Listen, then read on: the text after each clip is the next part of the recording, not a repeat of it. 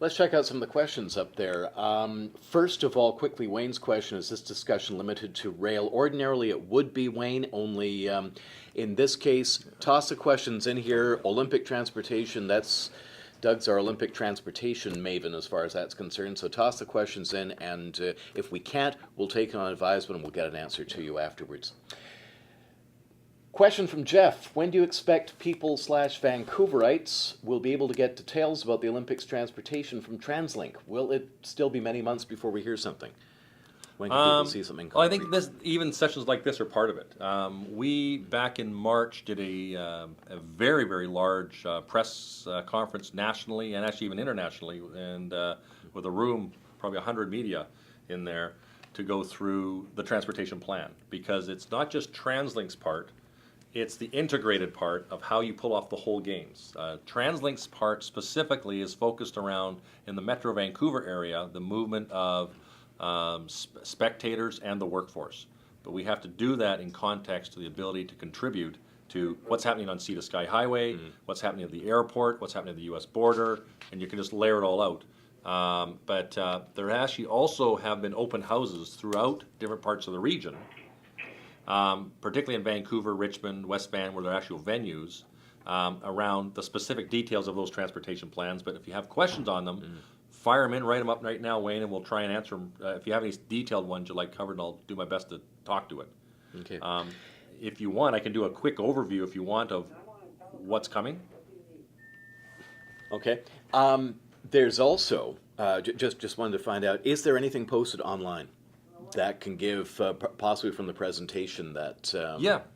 If you know what, we'll check on that. I'm not sure what the latest is, and if there's not something there that's current, we'll try and get something out that is. Okay. So I'll take that as a minimum action item to have one of our team post it, and if you got questions. And we've also got people in our organization who are focused on trying to make sure that we're getting some of those, what the detailed plans are out. But I know I've presented and been in many of them in the past, but if you like, I can take maybe a couple minutes and just go through what is coming for this region as it relates to spectator and workforce movement. Sure, let's do that. Okay.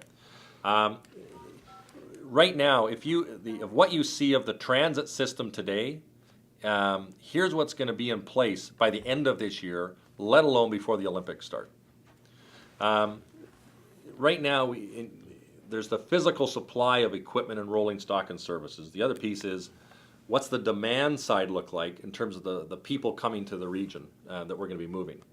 So let me start with demand first, and then we can overlay the physical supply pieces coming.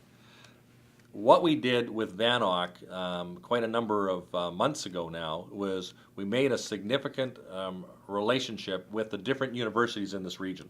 So start with UBC, Simon Fraser, Douglas College, Kwantlen, Langara, Cap College, etc.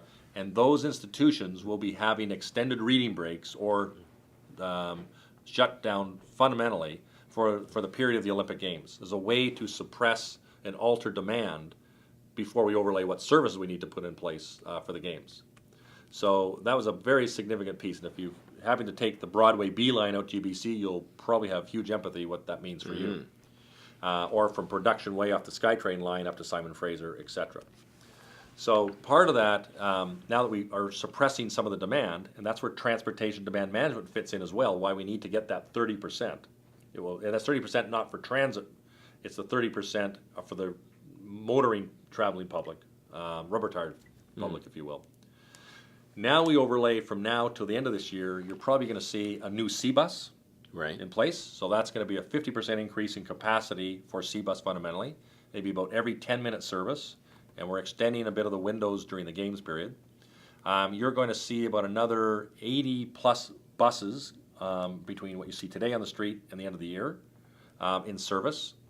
You're going to see 48 new SkyTrain cars coming, which will add approximately 30% more capacity to sometimes a stressed system, same as for buses.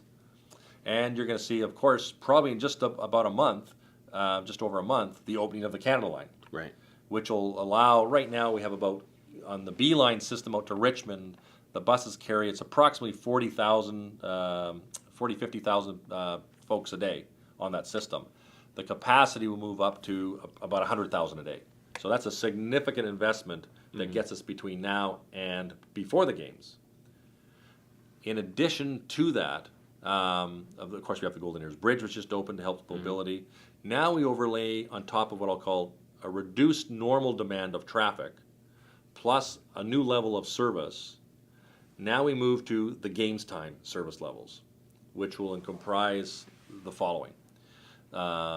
Firstly, on key times, there will not be the allowance for bikes on the system, particularly SkyTrain. It's not going to be able to carry it. Is one of the things we'd rather not have to do, but that's the only way we can make this work for that short period of time. You will see the equivalent of about another 185 buses in town for just transit movement, of which about 85 of those will be what we'll call for flexibility reasons. Some will be put into core routes, which we know demand is going to go up. Right. And then we'll have strategically staged this 85 pool of buses in different places throughout the region for surging needs or other problems to respond, insert these buses in key times, key loadout times, things of that nature. We will be extending the Expo Millennium Line SkyTrain from the last departure at 1:15 in the morning till 2:15. West Coast Express will go through a very significant increase in service by over 140% increase in service. So you're going to see trains coming in, extra trains coming in 7 days a week, which we don't even run on the weekends today. You'll see trains leaving out of Waterfront to head back out to Mission as late as about 11:30 midnight each of these nights to take advantage of the celebrations and festivities. So when you start to wrap it all up, there'll be extra handy dart service. There's buses that we're going to be retiring that are not retiring. We're holding on to them to use those as supplemental in the service. So when you look at it in total, we think we're in nicely positioned to be able to handle what we see as demand coming our way. And this is based on some fairly complex modeling, which is also code to say what's probably not going to happen.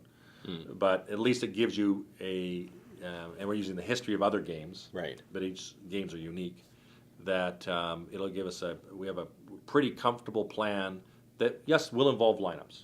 You will have lineups and queuing, not unlike what you do for Symphony of Fire, Canada Day celebrations, etc. It's just that it's going to be the norm for a couple, 3 weeks. Yeah. There's one key piece that we need help from the public on, and that's probably around from about 2 o'clock in the afternoon till around 7 in range.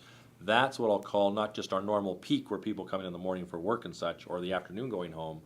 It's going to be a super peak period. So it's if you can avoid those time frames, avoid them. And that's by part of transportation demand. Shift your work hours, leave early, leave late, split shifts, whatever else you can do that you can contribute to frankly help yourself get home, but also help others who are coming in.